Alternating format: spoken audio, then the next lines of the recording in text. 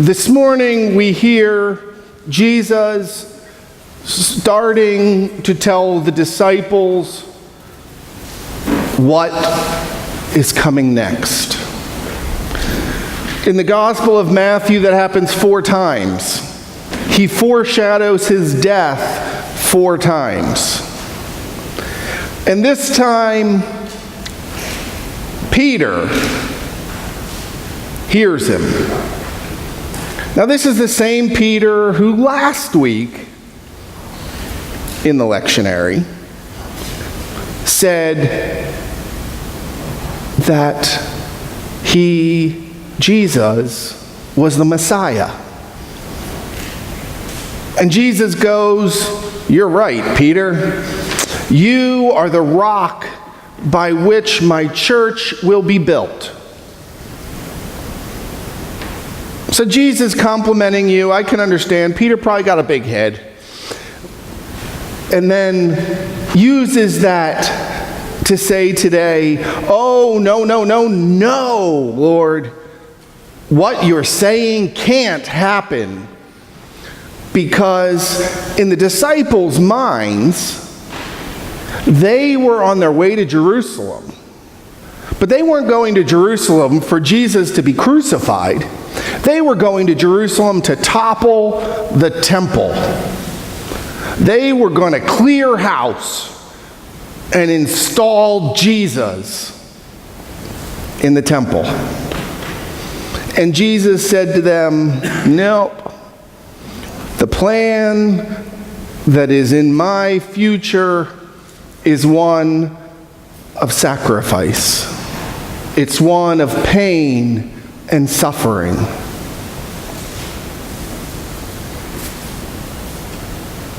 That's not what the disciples had in mind. Who would ever think of following somebody who is the Messiah, but then realizing that the Messiah is going to be put to death? So I'm sure that when Jesus said this, there were some people who decided to go home because they weren't going to follow a Messiah that was going to get killed. After all, why would you follow the loser? And if he's going to die, then he must be the loser. But Jesus said, "No, you need to follow me. And part of following me is taking up your own cross to follow me." Now, to us, that may not sound like a big deal. But to the followers and the disciples of Jesus, they knew exactly what a cross was. A cross was the ultimate form of punishment by the Roman Empire. The people that were put on crosses were enemies of the state. It was a painful, excruciating death. And to humiliate the person even further, they needed to carry their own cross out to where they were going to be executed. So for Jesus' disciples to hear him say, "You need to take up your cross and follow me," would be terrifying.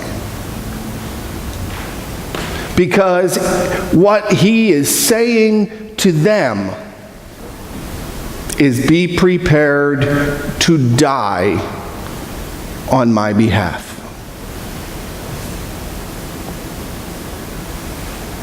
Think about that. Someone is saying to you, "Be prepared to die on my behalf."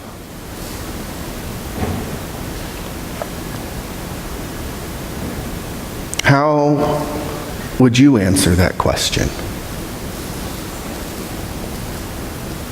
But let's fast forward before you think of an answer to 2,000 years later, where lots of people have crosses around their neck. They have crosses tattooed on their bodies. They have crosses in their homes, in their cars, and we have crosses in our places of worship. Imagine how the disciples would think if they walked in the front door and saw everybody with crosses as ornaments. Because whether we like it or not, when we put a cross on or put a cross in a church, it's an ornament. It's a visible sign of something that happened that we believe in. Now, don't get me wrong. I'm not saying I want to take crosses out of the church. That's not what I'm saying. But what I'm saying is that we have crosses pretty much anywhere we go. You can find a cross.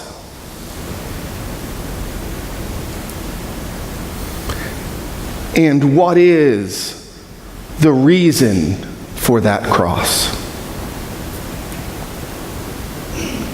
In the gospel today, Jesus says, "Take up your cross and follow me." He is calling us to a specific purpose. We in the United States have it really, really easy. Because 99.999 repeating % of the time, we can come to church, we can worship a risen Christ, we can celebrate the Eucharist, and we can go home and our lives are not in danger. In other parts of the world, that's not the case.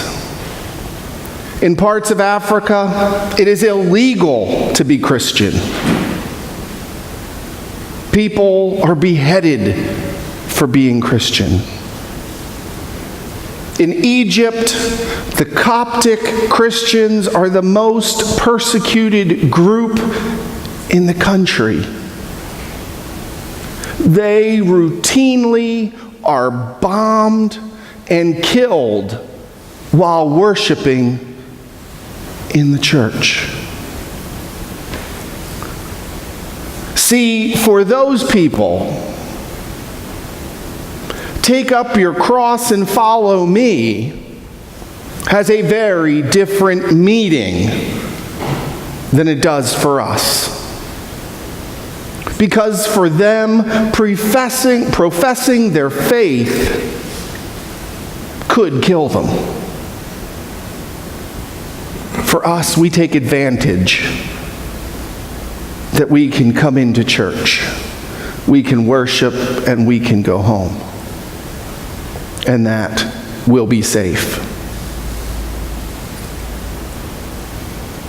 So, how do we,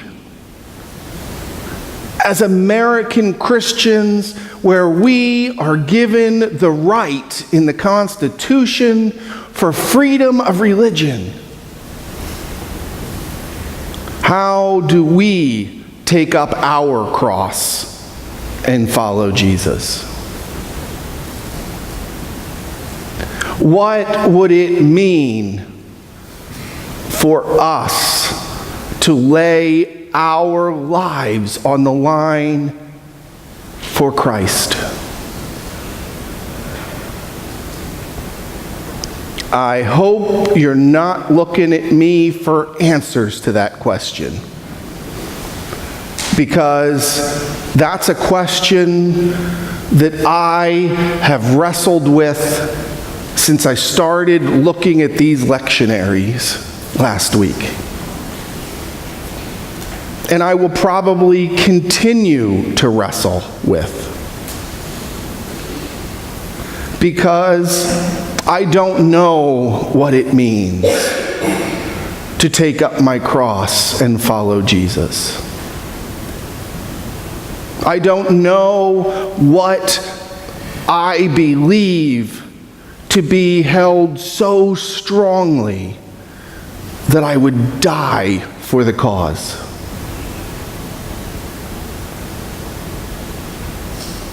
I have lots of ideas, but unfortunately, I'm also human, and I'm not sure that when the time came from push to shove, that I'd be able to shove.